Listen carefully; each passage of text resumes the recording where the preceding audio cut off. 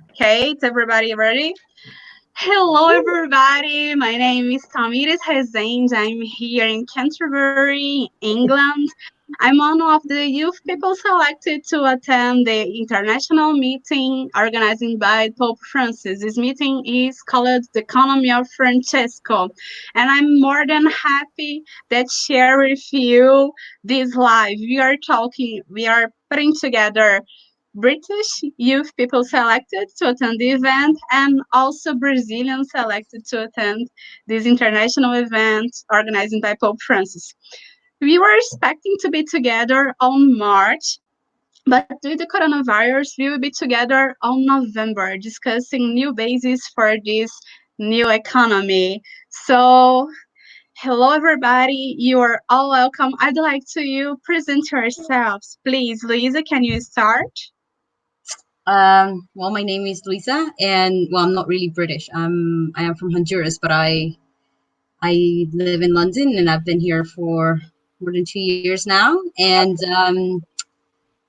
well, I work in the creative field, and I do architecture and fine arts. And well, the reason why I'm going to the Economy of Francesco is because I'm also um, I I've just started a venture, an enterprise. I'm an entrepreneur, and it has to do with fine arts and design.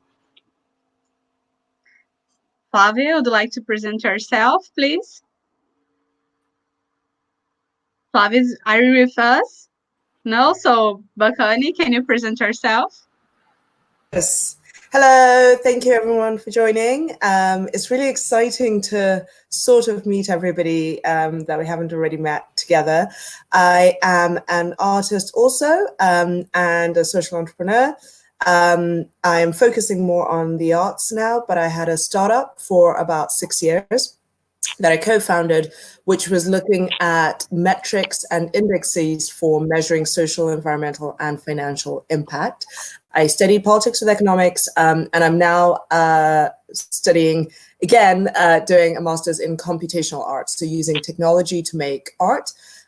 My interest is in the humanitarian impact of climate change, and so those varied things are areas of interest. I'm currently working part-time for a charity that is trying to support churches and religious organizations to divest from fossil fuel companies. That should tell you all my biases. I'm looking forward to our conversation tonight. Can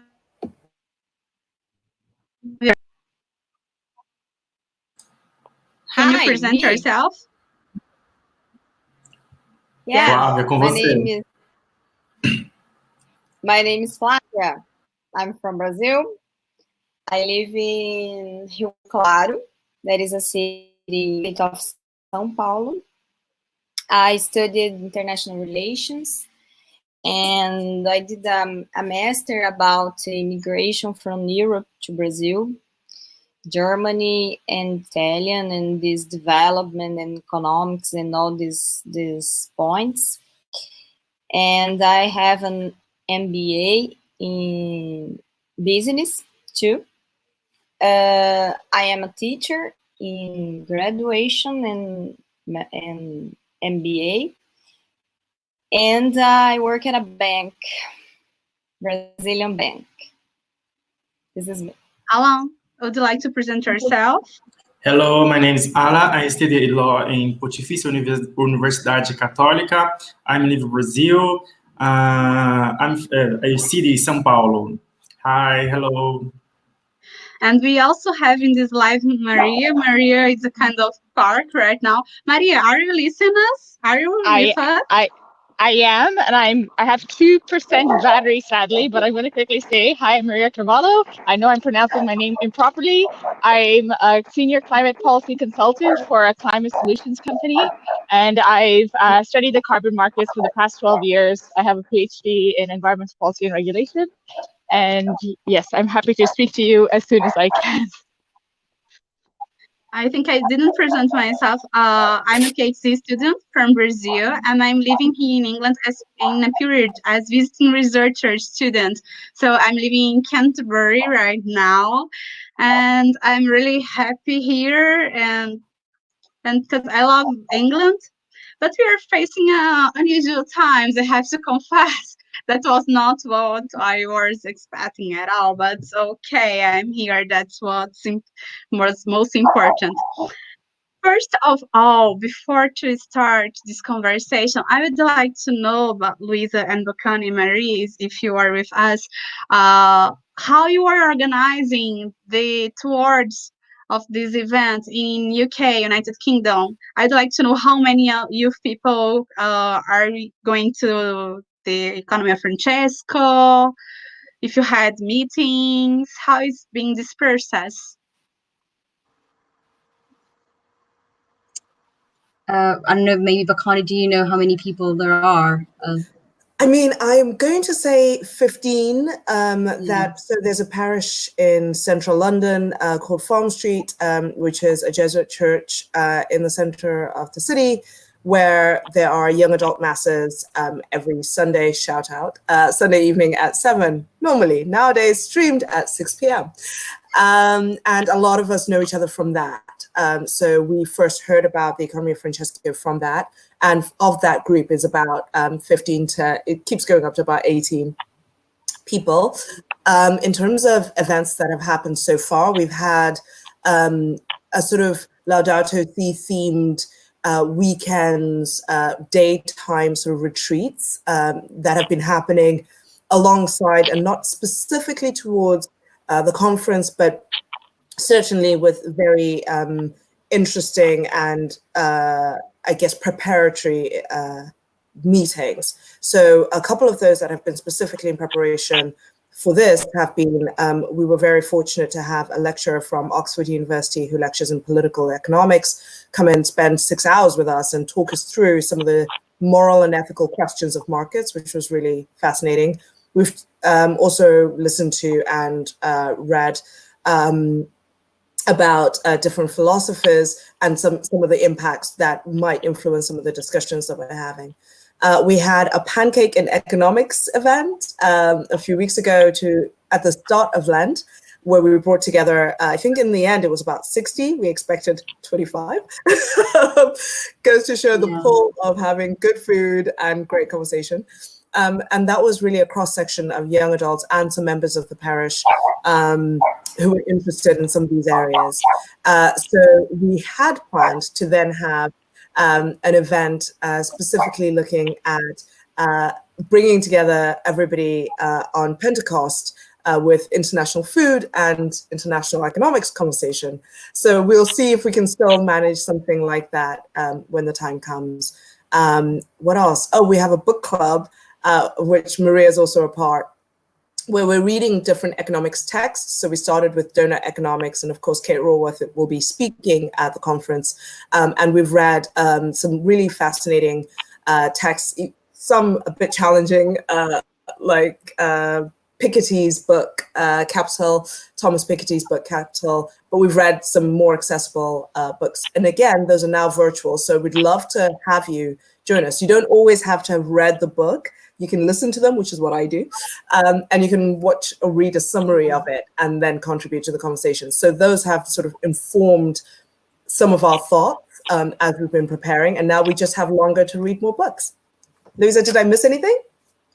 No, I think you pretty much said everything we've been doing. Although I think I'll just add that I didn't really hear about the Economy of Francesco through Farm Street. It's interesting because I actually heard about it from a friend of mine in Guatemala who sent me the link, because she is involved with the Economy of Communion, who is a partner in organizing the Economy of Francesco, and we know each other through the Focolare movement. So that's so I guess like shout out to any viewers that are Focolare members. So yeah.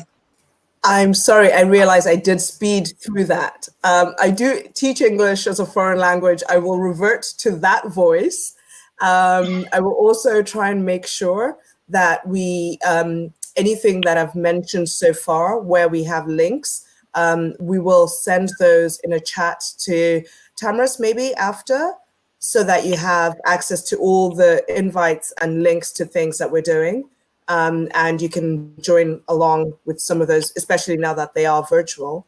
There's no reason why we can't open those up to as many people as are interested. So we'll send those events afterwards as well.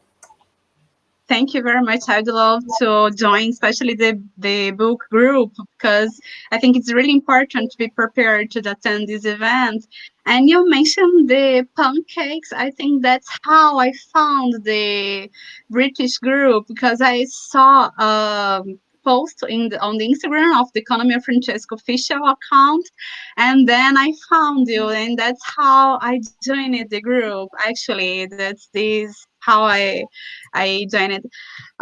We have other person in the live that didn't present himself. Henrique, could you present yourself? Are you in the United States right now? Yeah. Hi. Very nice to meet all of you. Yeah, I'm currently in Colorado, in the middle of the United States, in Denver. I'm here doing a PhD program as a student. Yeah, I was looking forward to meeting you all this March, but unfortunately, it was postponed. But still looking forward to meeting you all in November. Let's pray for that. And you are part of the Brazilian delegation as well. You are Brazilian. A Yeah, Brazilian living here. I'm Brazilian from Minas Gerais, also a state in the middle of Brazil. My state. I'm from Minas Gerais as well. Very good people come from I'm from Minas. Minas. So as you can see, girls, we are from the same states in Brazil, Minas Gerais. We are near Rio de Janeiro and São Paulo. Flávia, are you from São Paulo or Minas Gerais? Are you with us? From São Paulo. Rio Claro is a city. São Paulo? Yeah, I am. São Paulo. Oh, nice. Girls, someone, Flavia or Alan, Henrique, maybe, would you like to say about how Brazilian youth people are being preparing to the economy of Francesco? I think probably Alan or Flavia would have a better. You're in Brazil, right? Alan and Flavia, they would have a better sense because I'm following it from the distance, right? Flavia? Okay, here in thesis, I think this is the word. And we have studied the Evangelii Gaudium from Pope and the Laudato Si. So we are studying these two documents, and we are thinking about a communitary bank to make one in this part to help poor people, and we are studying about this too and trying to make a project here. So And we are also having events in all parts of Brazil when people are discussing the new economic models. And we are planning events on February and beginning of the March, but most part of these events were canceled because of coronavirus situation that we are facing as well in Brazil. And we had a big meeting, a pre-event in São Paulo last year on November.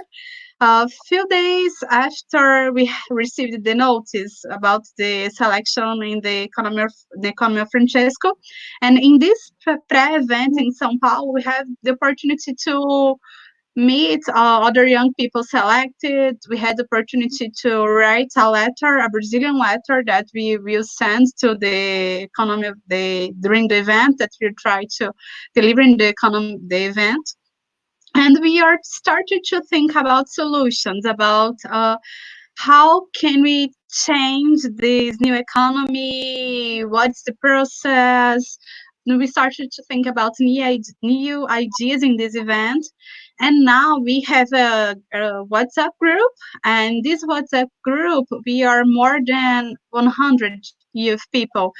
Right now, we have 140 youth Brazilians selected to attend the event, and we are youth researchers like me, and we have entrepreneurs like Lisa in Brazil as well. We have lots of entrepreneurs, and we have change makers. So we have a great diversity group, and we are the second delegation. The first one is Italian delegation, and the Brazilian delegation is the second one. It was, I think, it's really nice because we are part of diverse states. Diverse Brazil is so big, and we have lots of regions here. So that's why I think it's interesting. So I'd like to hear about you. What is the economy of Francesco? What is this new economy that we are trying to build together?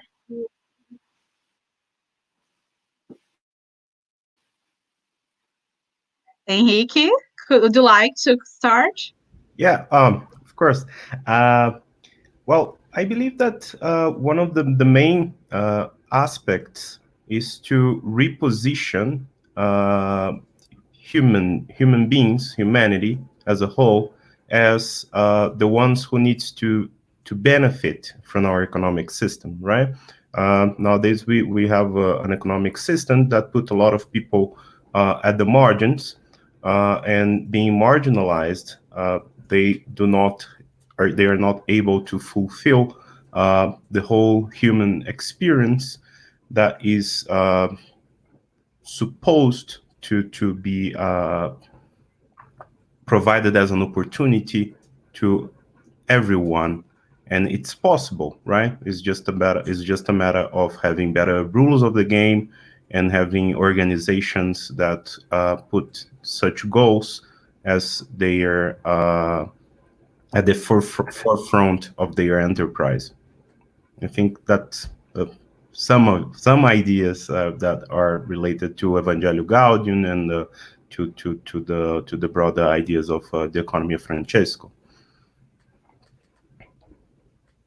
Flavio, would you like to share with us what you think about what is the new economy of Francesco? Yeah, I think it's now because we have to be more solidarity, and we have to be more kindness. I don't know it's the word's correct, but I think people has to think about it and to share. And for me, as I work in a bank, I think we have to think about this area.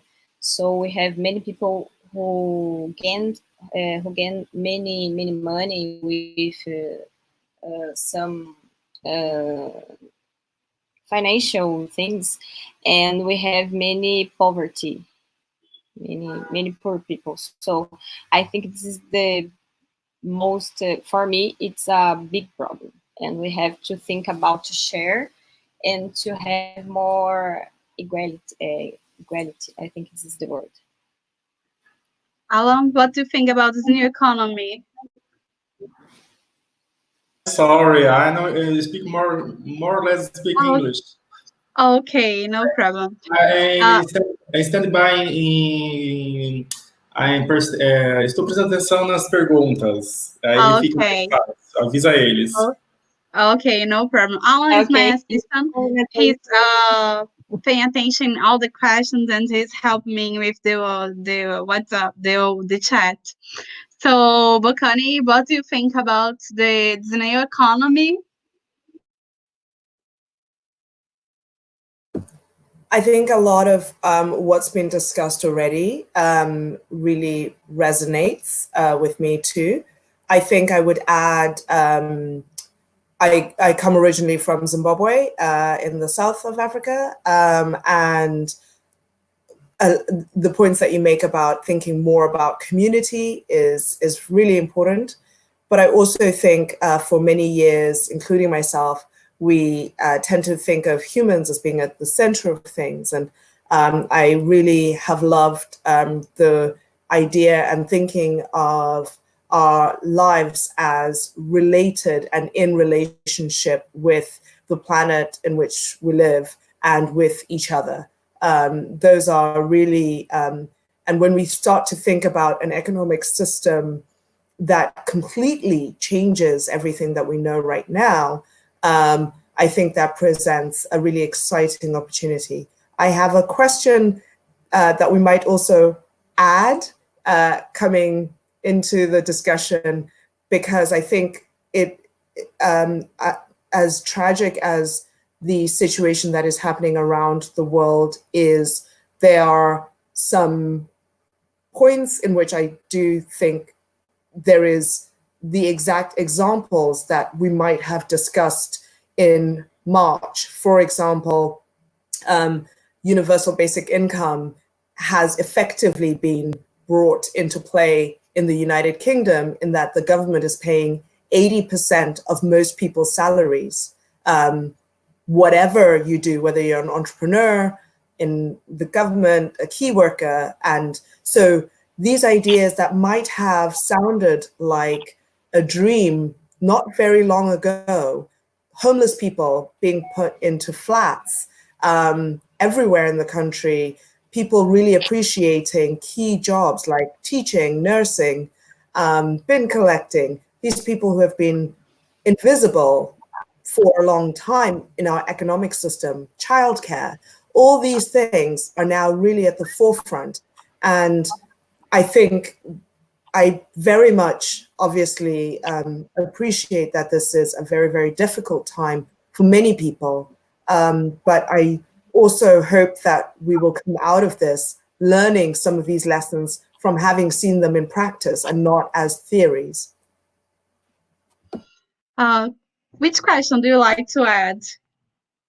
That's what we've seen in the UK. It'd be fascinating to hear if that is what you're seeing in Brazil, in your context. So I speak about examples such as rent holidays, mortgage, so people effectively ending homelessness in a week in some of our major cities, without a question of, do you take drugs or not? That hasn't mattered. We've suddenly taken away all these barriers of access to health, things that we might not have thought of as rights, like the right to a home to live in previously, have now become a right. But that's, I understand, in the context of the UK, in the context of a very free media, a certain government. I mean, I'm not happy with our government either, but who is these days? And, even in that context, we are trying to really recognize people's needs. Are you seeing that where you are? It'd be really interesting to hear about what that response might teach us about what is possible in a different economic system. Well, I'm not in Brazil right now, but I always follow the news, and I follow everything that happens in my country. And before the coronavirus crisis, we already had lots of inequalities. We had lots of poverty, the private area, and we already were facing a difficult situation. And with the coronavirus crisis, everything's worse now in my country. I'm afraid about lots of small and medium entrepreneurs that they will not have how to pay all the bills. I'm afraid about lots of people that will not have what to eat. And it's really, really difficult. I really don't know yet a solution about this huge crisis that we are facing. And people are especially afraid in my country because don't have effective leadership to lead citizens in this situation. What do you think, Flavia? Flavia, are you with us? What do you think about Brazil situations in this crisis?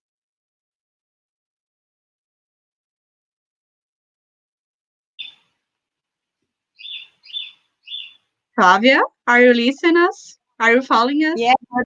but it's cut, so I didn't hear the question. What are you Uh, asking about? I'm asking what I'm asking about what do you think about Brazil in this crisis, in this how are you seeing the Brazil in this crisis? Because you are in Brazil right now.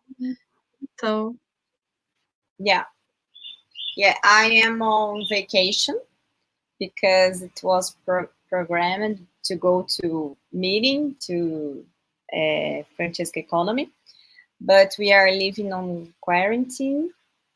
I think this is the word, the correct word, and I think we are in maybe not chaos here because we have many politics, but we don't have a point to go. As Tamiris was talking about, we have as something, and we have world health is saying another thing, and another thing, and we have the people scared, and the question of the jobs and the money to pay the bills, and people are going crazy before the virus get people. And actually I work in a bank with how can I say this in English, with empresas business, okay.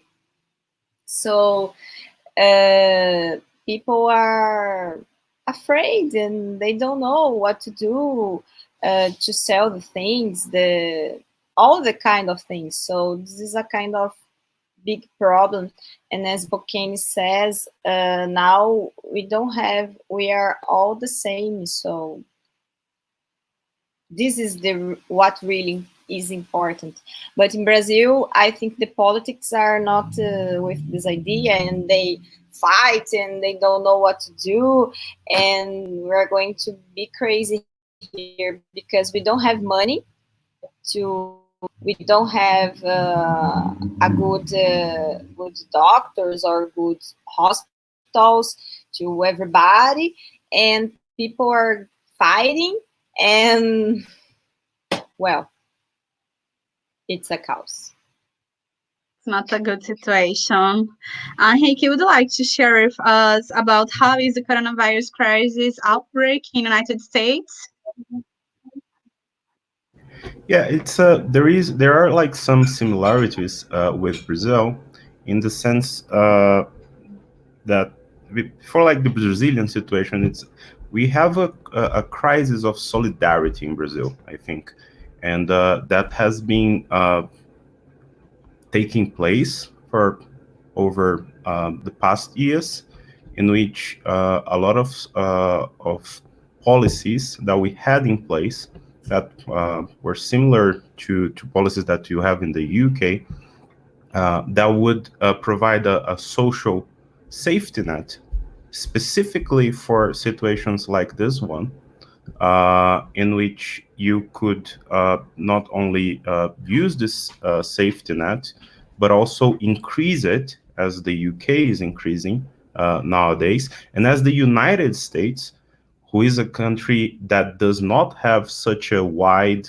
and well functioning social safety net, but is also understanding the breadth of this calamity, and is stepping up and doing things that were until recently were not even politically feasible because people would not agree with, right? I liked very much what Bocani was saying about the situation in the UK, that a lot of things that you thought was not possible, that if people would agree and understand that, oh, that's not solvable, it's something that we cannot do anything about or do more than we have been doing. And the crisis come and show to people that actually a lot of problems, they're not that hard to solve if you have will and if you have government capacity to reorganize resources and channel these resources to the proper goals, right? So this is there is like this bright side of the crisis, but probably that demands a certain amount of capacity, a certain amount of solidarity in society, a certain amount of common understanding about where we are and that we are in a society together, and that you cannot see your neighbor having a huge problem and believing that that will not affect yourself, even if you're selfish, right? So I liked very much what you were talking about the UK, Bocani, and in Brazil, unfortunately, we have been in an escalation of dismantling social programs, and we have been in an escalation in which probably understandings about social solidarity have been put in a second plan over other interests, and we have to and in the United States, people realized that we would have like to do something now, right? Although the crisis will have, we are in a crisis in which people don't know how long it will take, right? The schedule of recovery is being postponed week by week, month by month. And nowadays, people are understanding that probably we are not only going to have a recession, but we're going to have a depression, which is worse, right? And there is a hold for government in such situations, right? Just because it is the entity that has more resources and has most capacity of allocating resources. So and in the US, it's an interesting thing because people have this minimum level of agreement. When you're facing such a crisis of such dimension, people are coming together and agreeing. You still have like some misunderstandings and some points that are not accepted by everyone, but the understanding of the urgency, and that in moments that are not normal, you have to take extraordinary measures. This the United States is increasingly doing, right? And I believe I believe Brazil will also understand that at some point, like different political parties, different political leaders that have been in an agenda of jeopardizing social safety nets that we had in Brazil, although we are not a wealthy country, but we have universal health care, we have paid leave for workers, we have a lot of things that are necessary in such crisis, but you have to expand. And it's curious because the first reaction, it's this reaction of oh, actually we're gonna have to decrease these things because we are in a crisis. But that doesn't make sense, because precisely because you are in a crisis, you use resources to tackle these immediate problems, right? So, but I hope that people will have understanding, and will have a sense of solidarity, and we'll bridge this gap that we have in Brazilian society, that sometimes people in the cities, they don't perceive themselves as part of the same society. And that's a big problem, right? Because we are all in the same boat. We are all in the same society, and we have to help each other, right? And we have to collaborate. Maria, I'd Maria, like I'd to like to listen to listen to you. you. What do you What do think you about think this about this coronavirus coronavirus crisis? crisis? So it's absolutely true that COVID has made people rethink a lot of the social challenges that we thought were completely unsolvable. And, you know, even I work in climate change, and it has been actually amazing to see how, you know, for the first time, airline emissions are going down because no one is flying. And there's a lot of discussion on just even global global emissions are going down. And there's some fantastic NASA satellite that is showing just how much greenhouse gases, particularly nitrous dioxide, is decreasing just because economic activity has gone down. But what I worry about in this thinking of how it is absolutely true that COVID has required governments to respond by essentially doing debt financing. So yes, there is programs that we would have loved to see coming out of government. But what they end up doing is that right now government is really willing to do the debt financing because they're dealing with a health crisis. And this is the best way to ensure that you don't allow for transmission. Now, let's take a scenario, but at some point, someone's going to have to pay that debt. And it is really unlikely that once COVID is over, governments are going to continue with debt financing to then ensure homeless are off the streets, to ensure many of the programs, universal basic programs that we are having. And so then your question is, have we really solved anything? Is COVID really, it's a sense of what could be possible when you're under strenuous circumstances and people are, and you have to deal with the health effects. You're trying to quarantine every single part of the population. But the question is, once it's done, at some point that debt has to be paid back. Now, if you're a government like the UK, you have a pretty safe debt rating. The US does not, Brazil does not. I mean, like and that's the sad truth about this, is how international monetary financial flows occur. But the other sad, you can see what the possibility is. What we will then have, and this is what I think about in the long term, because of this debt, a lot of the programs that you could have put, a lot of the economic growth, or whichever you could have put, could have gone into poverty reduction programs. So this is a temporary way in which governments can rally, but the sad thing is it could actually delay even halt any discussion on reductions, assuming COVID is over. Just because the government will say, listen, I have all this debt I need to pay off now. And that's the thing that, yeah. Vulcan, it's all yours, Ken. Please. I get overexcited with economics chat, sorry. I think the point that Maria makes is really, really important and really valid, because the long-term impacts of this are really real. I think that assumes we continue as we were, and that's the question that I think this really raises.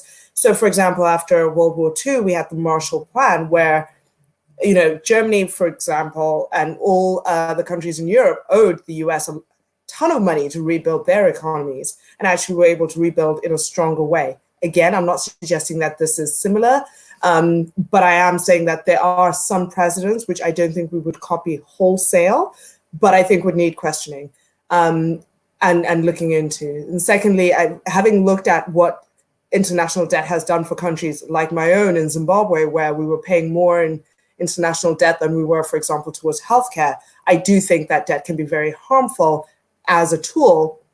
But again, I think certain things that might not have been politically possible before will now be starting to come into question. So one of those, for example, being executive pay. Footballer pay is actually in debate in the UK. I never thought I'd see the day when we don't think footballers should be earning 100,000 a week or more.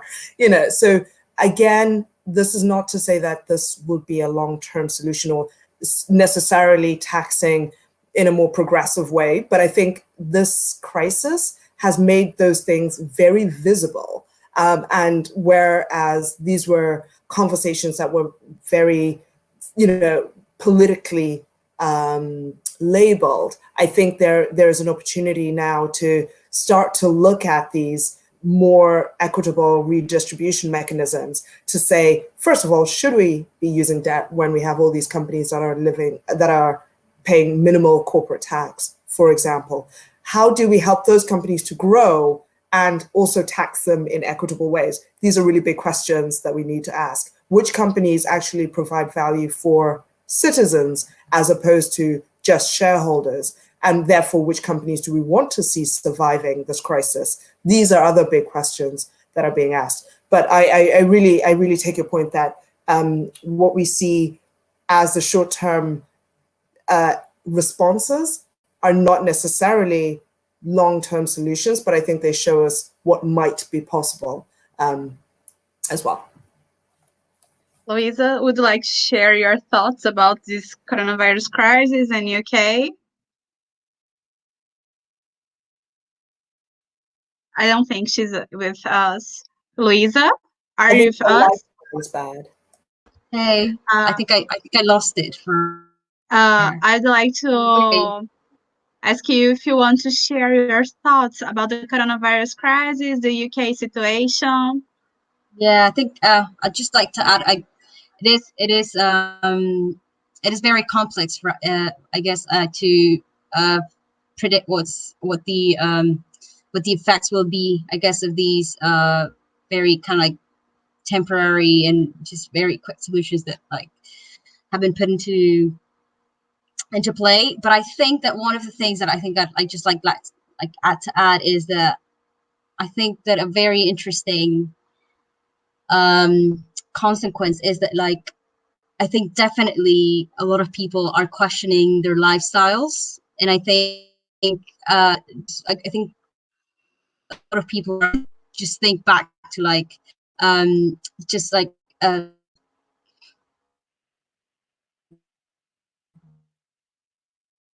Louisa, are you with us? Louisa? hello, can you hear Hello? me? We lost the last phrase. Sorry, what Can you was the last repeat one? again, please? We were talking about people changing lifestyles and then we lost. Yes, no, I think definitely people are questioning the way they live, and because people have just cut to living, and one of just first is just one of the discard, and our event is that a lot of we want to have it economically and just in terms of what we're doing to the planet and such is that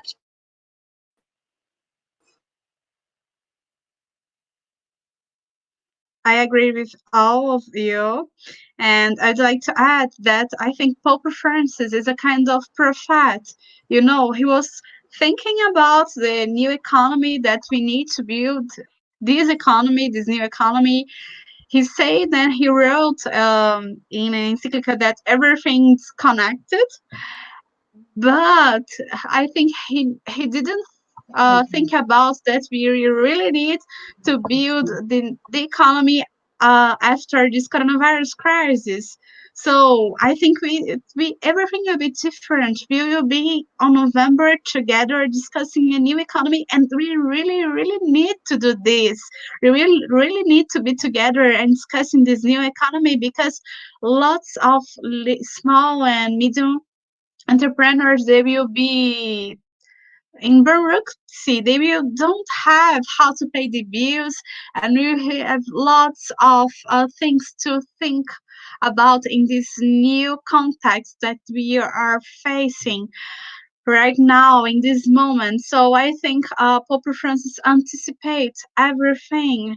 He already was talking that we need to change and we are living in a sick world and lots of things we need to think again. So that's why I think Pope Francis is so special because he's really connected with everything that we are facing in this moment. So that's why I'm very anxious to be with him in this meeting, this Economy of Francesco, because I really believe that we need to do this. And we are young, we are youth people, and we need to have this energy and to change this new economy, to find solutions. And I think we will share a lot. And I think this new economy had already started. On my YouTube channel, I'm always sharing interviews with youth people selected. And many of you had already gave me interviews. Flavia, Henrique, for example, I talked with Henrique in this week. And I'm doing this, I'm sharing with people this live, trying to connect United Kingdom, United States, and Brazil, because we really need to do this. It's an emergency. We cannot wait for November. We need to think right now about the solutions because we're facing a big outbreak right now. Yeah. And I'd like to talk about in this round more about the climate change. Climate change. What do you think about? We need to think in solutions to change the climate change because we have a sustainable development, and we need to defend this sustainable development. How enterprises can develop more sustainable strategies. What do you think about this, Maria? So it's actually been amazing in a lot of ways for climate, and how one of the things that has been the biggest problem has been how airline emissions or international aviation emissions has been increasing. This is the first year since I think 2011 that we're seeing it actually decreased thanks to Corona. But the question is actually, in looking at this, has been 2020 was going to be the big year for many countries submitting new updated plans, updated targets to how they're going to tackle climate change as part of the International Paris Agreement that was agreed in 2015, but this was the year where there was going to be updates. Now, sadly, the international negotiations that was supposed to happen in December actually has been delayed. But what we've seen, I would say there are three major drivers where we've seen major companies talk about putting in science-based targets. Now, what does that mean? It means that they are aligning their emission reduction pathway to something that actually tries to avert a 2-degree or 1.5-degree increase in global temperatures. So you're seeing major companies making, like Nestle and Kering, which is a major fashion house, and just across the board, even BP saying that it's going to go net zero. And why are these companies doing that? And if I would say there are three drivers. One is they now need the social license to operate. And what I mean by that is that Extinction Rebellion and Greta Thunberg really has changed the conversation. I've been working on the private sectors engaging with climate change for the past 12 years, and I have not seen this kind of uptake in agreeing that major companies are going to set science-based targets. They work with a company like mine, South Pole, in actually measuring where their emissions are coming from, figuring out where they can reduce, and in a lot of ways, how they can offset into projects like in Brazil, where you reduce and you offset. And it's a really interesting three-pronged strategy.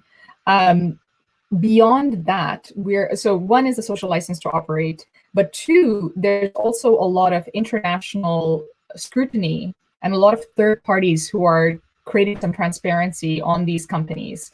And so you have things like CDP, which is a really famous, it's been operating for over 14 years.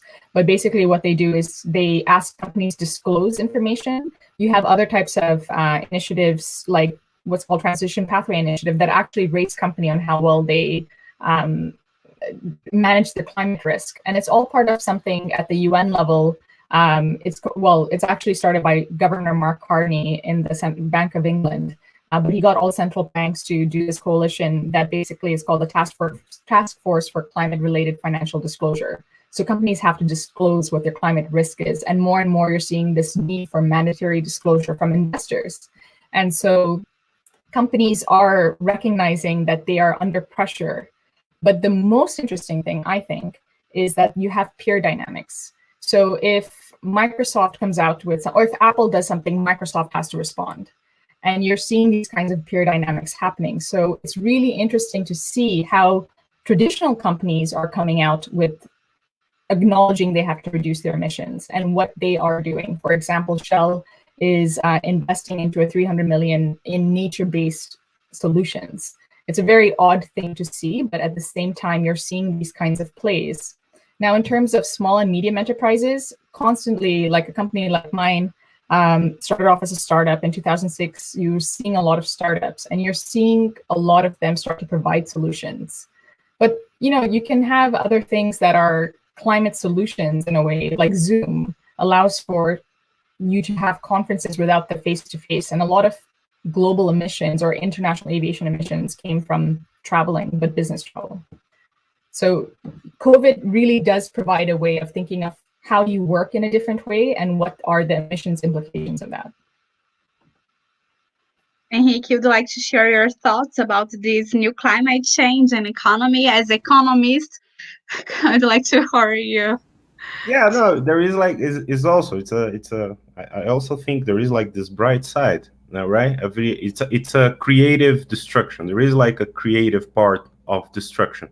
The problem is just we need to be responsible to mitigate the destruction part on those who are suffering most with the destruction part of it. I think we can. It's still early to say, but I really believe that maybe the current situation will be good to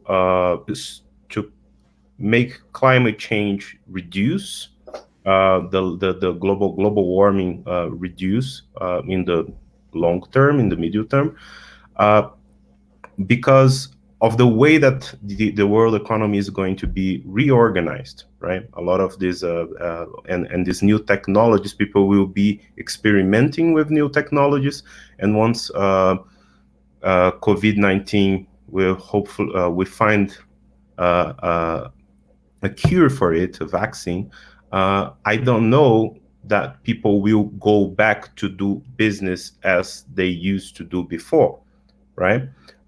And that's positive in many aspects. As Maria was saying, there are like loads of positive aspects because we were not running the economy in a way that was very good, neither for the environment nor for a big part of humanity. So this massive supply shock can make people change faster, but we have to, and just like to go to just a thing about like debt financing. I believe the way that we do debt financing in the world, it's not just, it's not ideal, and doesn't need to be done in the way it's being performed. And there is an interesting thing, because all the countries, they will reach such a high levels of debt following this COVID-19, that actually we will have to experiment something that we did experience after World War II, in which countries, they reach an agreement of what are the ways to manage that. And I believe that will have to be performed, and we have to fight for that. We have to struggle for that in a way that doesn't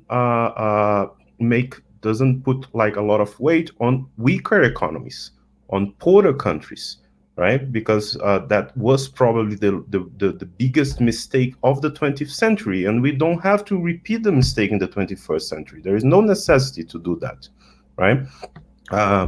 And also in that situation, also discussing how we will live in a world in which climate change is not allowed to reach tipping points that will be horrible for humanity, but also for nature and for different species, right? So maybe we will have that. I think if the world if people get together, right? Because that's one of the parts, the drastic parts of this crisis at the current moment, is because countries are not talking together. Leaders are not talking. Right? We are having, and even within countries, as in the case of Brazil, we have a lot of political strife. But I think, and that's about having hope and having some faithful expectation, is that people will find common ground and common sense at a certain point to solve the situations of like inequality and lack of development in many parts of the world and in different neighborhoods, in even in rich cities, and doing that in a way that doesn't exacerbate the depletion of nature as we have been done in the last centuries, right? And it's possible. Technology is there to serve for these goods, for these goals, and for humanity, for nature. So yeah, I think there is a positive side of that if we manage correctly the situation and we don't let those more vulnerable to suffer too much now, because then we can have a crisis that we will have very we will have it will be very difficult to leave from the crisis if people go very down in their social conditions right now, and that we need solidarity. Bacani, Luisa, Flavia, would like to share your thoughts about climate change and this new economy of Francesco that we need to build? Well, I think that I get just separated from the topic of the current coronavirus. And I think this is probably one of those topics that we're going to be discussing a lot from here to the economy. Is that it's obvious that what's been recognized is that a big problem is the way business is done, like in the way the current economic models work, and how being within that system, businesses basically have to accommodate to that system. So I guess like I talk from my own like personal, from where I'm coming from, is that I am starting out a business, and I think I'm trying to be really careful into the decisions that I'm trying to make, and maybe not be compliant with certain patterns that are already established. And I think that's those are some of the uh, those are the things that I'm trying to maybe figure out through this process, and just like seeing what are these new models of economy, or that that are more integral, that you think more about just society in general, and how it's affecting our common home. And so I think that's so that's one of the very kind of like big topics, is like how do you actually change how business is done globally, and like big corporations and such. And but as I'm saying, like I'm just like talking like here from like a very personal position, where I am trying to start from like with that as a ground, as a foundation, that like I'm trying to make those decisions. And yes, that's kind of what I'm really looking forward to. So in this next round, you could would like talk about more life and lifestyle. What things we need to change and what things we are already changing due to this coronavirus crisis, and what do you think that we need to improve in our lifestyle in order to live this new economy of Francesco and Chiara? We cannot forget Chiara, because we have a woman. The women have important roles as well, so we cannot forget Chiara. What do you think, Luisa, about this lifestyle? What you shared before, but could you share Yes. again? Yeah. Sorry. Are you referring to Chiara?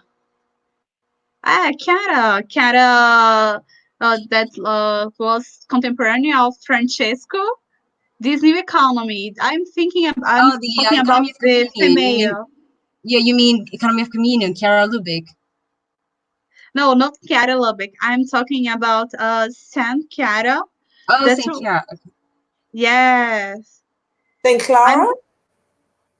Yeah, I'm talking Oh, about Assisi. the woman and economy. I'm just thinking about this point, woman and economy, and about this new climate change in lifestyle. What we need to change. The point. My question Right. is, what we need to Just change in women in our economy. lifestyle.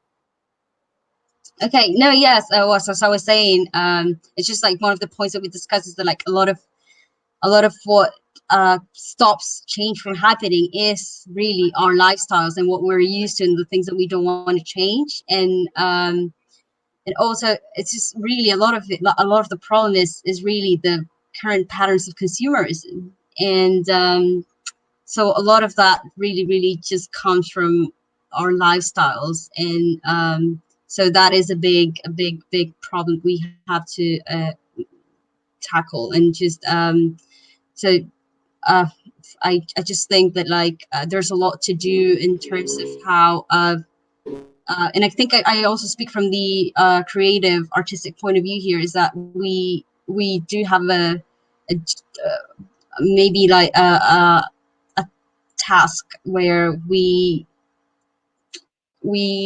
should be able to make this visual for people out there to see. And it's just, and so it's a matter of perception. So I guess that like as from the artistic point of view, that's where we can maybe just like, lend a hand. And yeah, just see. Someone would like to share your thoughts about the lifestyle of Bacani? There's so much that came out of that, and I'm going to, because I'm the live in the moment a little bit. So I just wanted to pick up a couple of points about climate change and coronavirus. And again, I think there is some a sort of brief warning that I think is worth bearing in mind, that sometimes as we try and express what's positive that is coming out of this, and I recognize I did this a little bit earlier, that not wanting to suggest that a transition to a just economy, to a planet-friendly economy, will look like the drastic actions that have happened now, and will look like the suffering that is happening now, but that actually we can prevent more suffering happening. And I think that sometimes when we are looking at some of the positives, that might get conflated. I've seen that in the UK press, where people are saying, oh, all the climate change activists must be delighted now. Of course we're not delighted by the loss of life. Of course we're not delighted by suffering at all. And so I think that point I just wanted to make. I think there's a couple of points also, one on government intervention and regulation and how that might have an impact in different ways. So again, now that we have a new political landscape, that actually the regulation that might be possible on fossil fuel companies not getting permissions to drill in certain places, these conversations are going to be really different and going to be taken by governments that have more, for want of a better word, and this is again theory maybe, but more legitimacy for having gone through a crisis, and that they will not be necessarily in as much of the pockets of companies as they have been previously. Question, maybe. And then now to come down to the question of lifestyle, I'm a painter more, and one of the things I really struggle with is how to get my abstract paintings to talk about these lifestyle issue questions. And specifically, how do we reach an ecological conversion? Because I was trying to think about, maybe 2-3 years ago would never have been 90% vegetarian, which I am now. I would never have made certain choices. I've boycotted fashion this year, so I'm not buying any new clothes. I recognize the privilege within which I can say, I don't need to buy new clothes. I get that for sure. But I've made those choices because I've had my own ecological conversion. And again, this is not to say that what's happening with COVID is a good thing, but what had allowed for me to have that conversion was quiet, time at home, time in silence, simplification of my lifestyle, slowing down of my lifestyle. People are experiencing that en masse in a way that might never have been possible before. Going on pilgrimages where we relied on each other for, finding food and things like that. We shared spaces in ways, it was very clear that we only went at a speed that our slowest walker could go at. And living in those more communal ways will really inform, I hope, our lifestyle choices. Coming out of those experiences, I don't think about what I want and aspire to in the same way any longer. So for example, I was never a big fan of designer items, but they no longer hold the same status that they once did in my mind. And what I'm suggesting is that this experience of being at home, being with one's family, thinking mostly about your health and the health of your neighbor might start to suggest to us what are more important life goals, life aspirations, what are the more important experiences in our lives. These are not to say things like beauty and enjoyment of good things will be less, but I'm suggesting that our lifestyle choices coming out of this might be less about me and less about ego and less about what I can show people I have on Instagram than, looking a little bit more in depth at what are my connections like? How do I serve society? How do I serve community? And I think those might be more likely to be affected going forward. And I think those lifestyle choices, we could never have preached at people. They have to experience. One theory I have is that maternity care and cover in the UK, in the US, is about to completely change. All these guys that have never had to look after their 2-year-old kids and are now spending 24/7 looking after these kids, they're going to want mothers to have maternity care more than ever before. So, I think life will, we're going to think much more about, my disabled neighbor. How do they make sure they have food all the time? These are things that this crisis has made very visible. And Louisa was talking about how do we make these things, put them in front of us. That's what we're now seeing in our daily updates and our news. People who would never have got the limelight, who would never have got that spotlight. So yeah, those are my thoughts on lifestyle. Someone would like to share your thoughts about life and lifestyle? Yeah, I'll go ahead. So even before COVID happened, for a long period of time when I was thinking about climate change and how to do it, I was always thinking about solutions via economy and technology. I thought if we could get technologies right and that uptake, and even in some ways, I used to work at London School of Economics, Grantham Research Institute, which is one of the premier climate change think tanks. And a lot of the time, it was really thinking about how do we change behaviors? How do we change economic systems? How do we put in a carbon price? And really, the more and more I think about it, it's just that there's something that has fundamentally shifted in how our society operates, but just even in the principles that we live by and the way we see other people. And it's that kind of level of consumerism that we can find happiness in products. We can find happiness in fame and social media without actually developing face-to-face connections or deep, intimate relationships. And those kinds of societal shifts actually break a sense of empathy for your neighbor. And there's a wonderful book by Brene Brown called Braving the Wilderness, but she shows a massive level of polarization that's happening. And part of that is that because we are in echo chambers. Now, that's not to say that we won't continue to be in echo chambers because of COVID, but what I did realize, and I completely agree with everyone, is that forcing yourself to slow down, not getting access to immediately buy. When you go on Amazon, even something like Amazon, you think twice about what you want to buy because you know it's going to take forever to get there. So you actually think about what are the essentials that I need. You then think about, also, I have a duty to my neighbor. My willingness to go out and just do simple things in your own life, it's very real because you understand their implications to other people. But then also just that sense of being still. And, as Catholics, it's really interesting not being able to go to Mass and not to receive the Eucharist.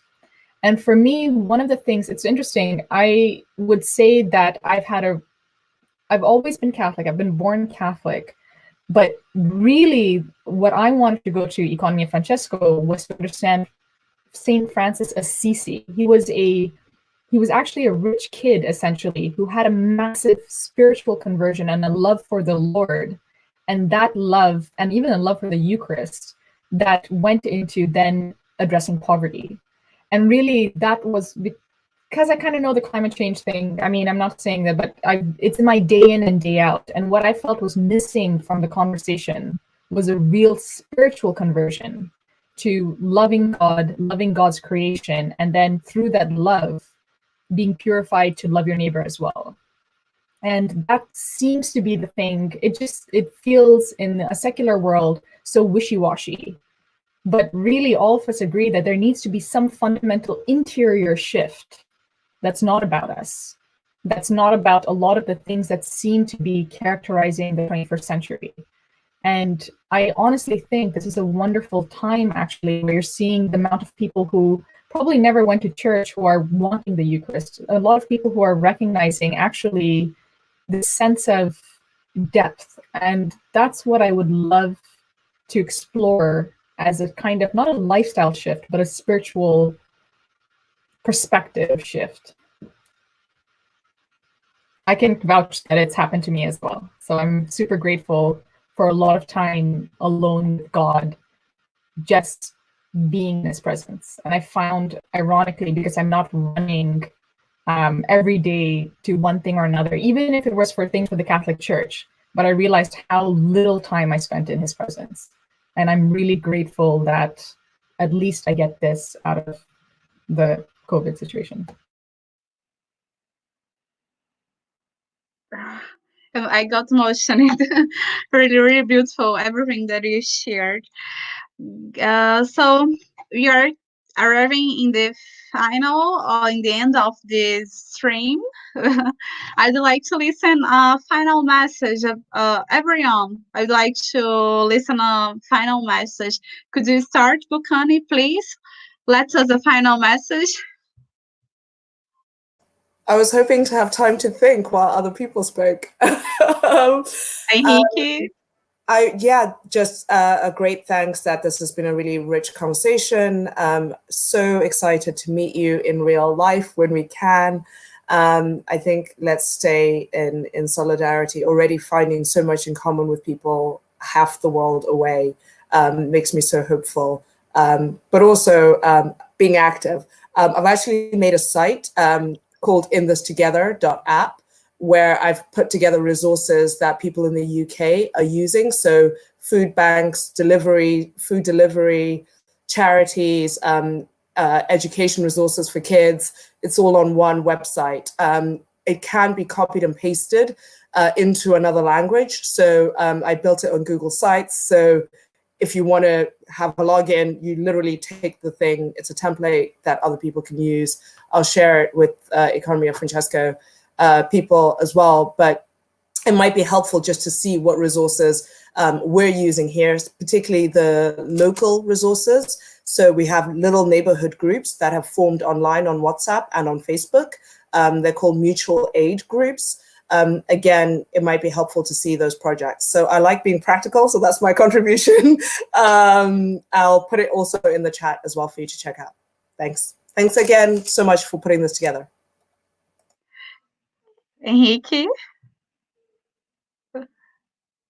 Yeah, thank you very much, Tamiris, for organizing this. It was very nice to meet all of you.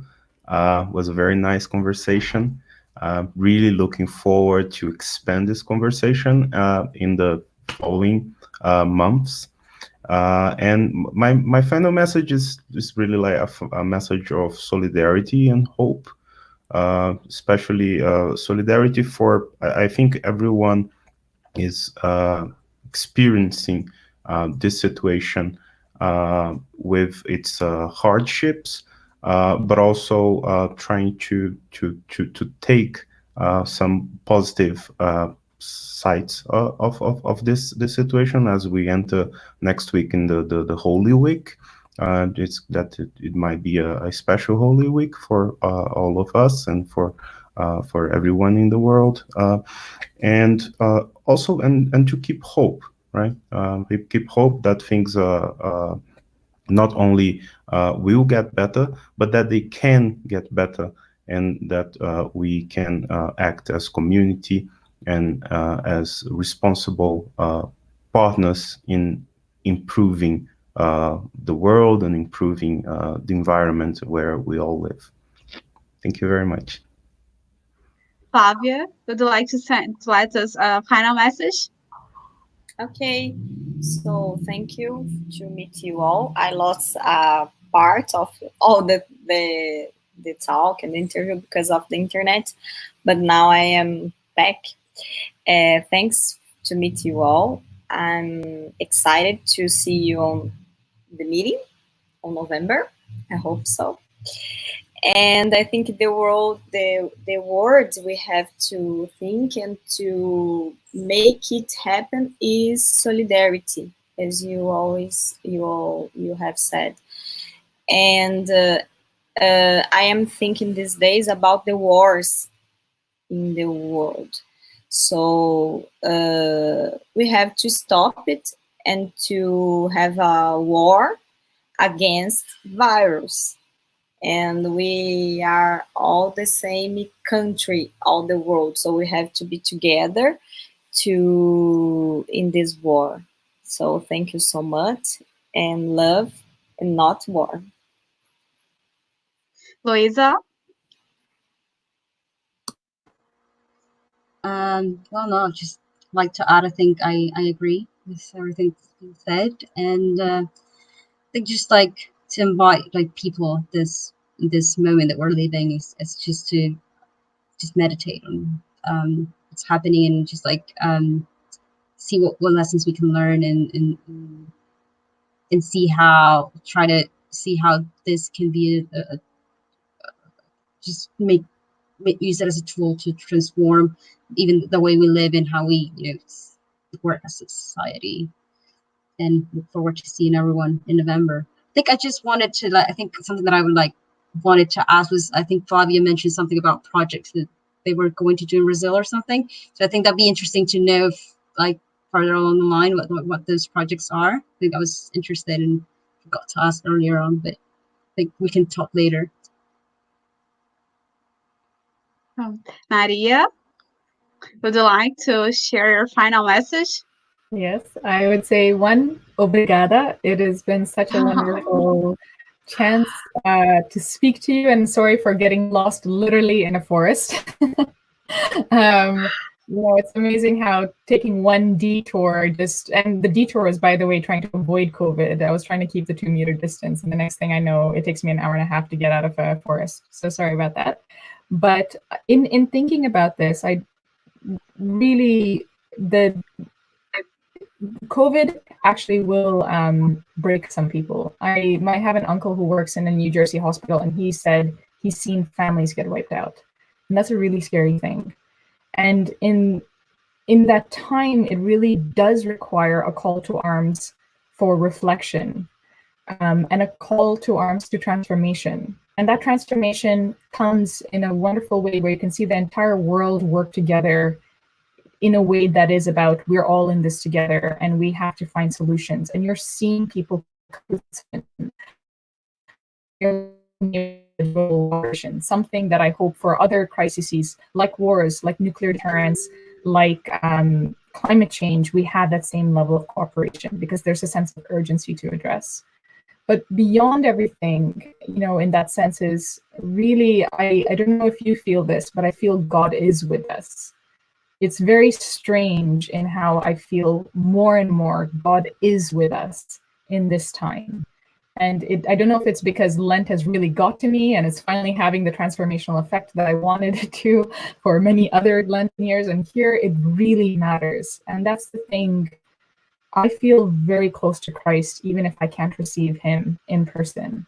And I am really touched by the amount of people who are coming to that sense of stillness, and through that I feel as if it's allowing for a lot more graces than I've seen in a lot of different people, and to keep that in mind in everything that we do for him, and it's in that love for him that we can be transformed, and something like this won't break us. And so I really pray for you all, and I really hope that to see you in November, and I look forward to it. Thank you very much. Alan, would you like to say goodbye? We are not hearing you, Alan. Your microphone is off. Sorry, excuse me? Yes. Thanks. Sorry, because it's English more more or less. I very much and I love to meet you. Very interesting in speaking of Economy of Francesco. Thank you very much.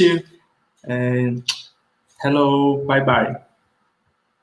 So thank you very much, everybody, for accepting to be part of this conversation, this meeting between Brazil and United Kingdom. And we are also having Henrique, that's a Brazilian, but living in United States.